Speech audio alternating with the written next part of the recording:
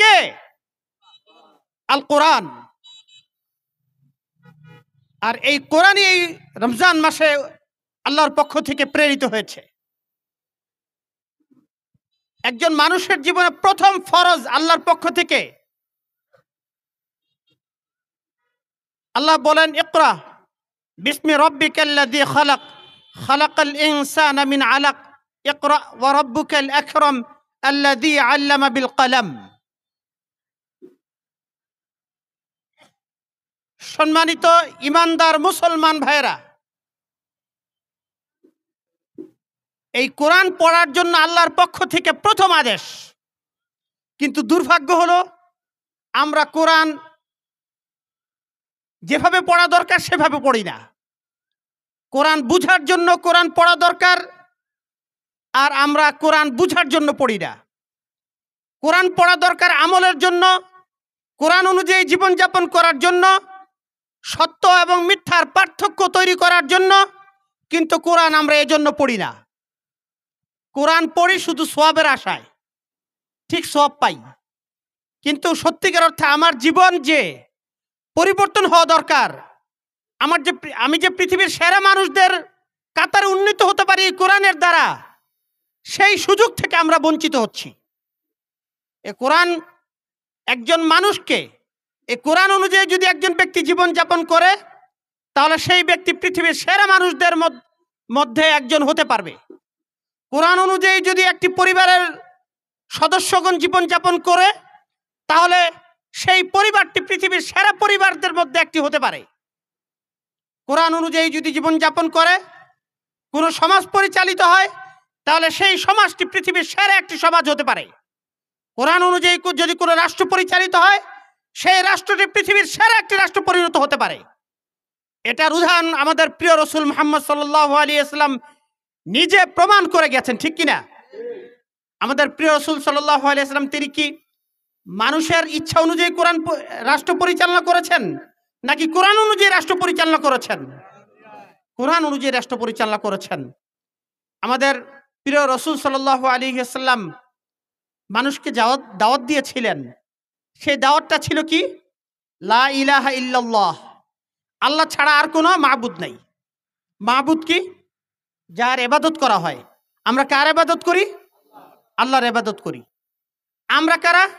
আমরা আল্লাহর গোলাম, আমরা আল্লাহর আব্দ, দাস, ঠিক না? একজন গোলাম, তার কি নিজের কোনো আইন বা নিয়ম তৈরি করার সুযোগ আছে? একজন চাকরিজীবী নিজে কোনো আইন তৈরি করতে পারে না, পারে? যেখানে সে চাকরি করে সেই চাকরির বিধি অনুযায়ী, সেই প্রতিষ্ঠানের নিয়ম অনুযায়ী তাকে চাকরি করতে হয়।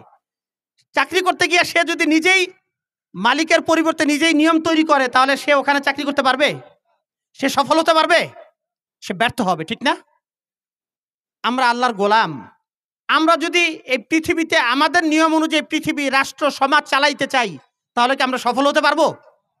নিঃসন্দেহে আমরা ব্যর্থ হব, ঠিক না?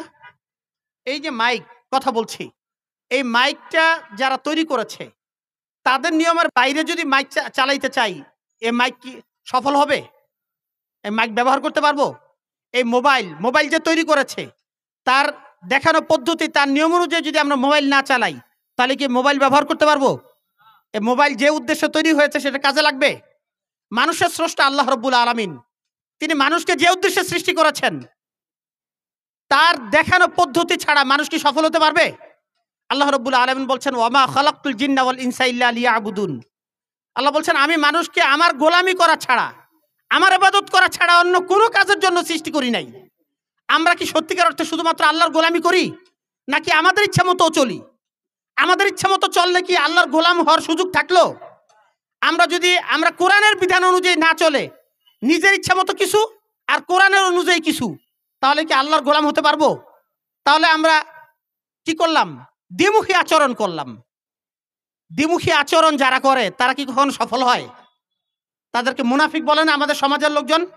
সমাজের সাধারণ মানুষ, একেবারে যারা শিক্ষা দীক্ষা জানে না, তারাও বলে যে তুই তো দ্বিমুখী আচরণ করস, তুই তো দুই পথে চলস, তা তুই সফল হবি কিভাবে? আমরা ছোটবেলা থেকে এই সাধারণ মানুষদের মুখে এই কথাগুলো শুনে আসছি না? মানে যারা নিজের ইচ্ছা মতো চলবে আর আল্লাহর ইচ্ছা মতো চলবে, শয়তানের ইচ্ছা মতো চলবে আর আল্লাহর ইচ্ছা মতো চলবে, দুইভাবে চলবে, সে কখনো সফল হতে পারবে না। একমাত্র আল্লাহর কাছেই আত্মসমর্পণকারী হতে হবে। আল্লাহর বিধান অনুযায়ী ব্যক্তিগত জীবন, আল্লাহর বিধান অনুযায়ী সামাজিক জীবন, আল্লাহর বিধান অনুযায়ী পারিবারিক জীবন, আল্লাহর বিধান অনুযায়ী অর্থনৈতিক জীবন, আল্লাহর বিধান অনুযায়ী রাষ্ট্রীয় জীবন পরিচালনা করতে হবে। বাংলাদেশ জামাত ইসলামী আল্লাহর বিধান অনুযায়ী একটি রাষ্ট্র পরিচালনা করতে চায়। আমরা কি আল্লাহর বিধান অনুযায়ী রাষ্ট্র পরিচালনা করতে চাই? তাহলে ইনশাআল্লাহ জামাত ইসলামী সহ ইসলামী সংগঠনগুলোর কে সাথে নিয়ে তাদের সাথে আমরা একাত্মতা ঘোষণা করব এবং এই দেশকে একটি কল্যাণকর, সুখী, সমৃদ্ধশালী একটি ইসলামী কল্যাণকর রাষ্ট্র পরিচালনা করার জন্য আমরা চেষ্টা চালিয়ে যাব ইনশাআল্লাহ। আল্লাহ রাব্বুল আলামিন আমাদের সেই তৌফিক দান করুন। ওয়া আখির দাওয়ানা আলহামদুলিল্লাহি রাব্বিল আলামিন।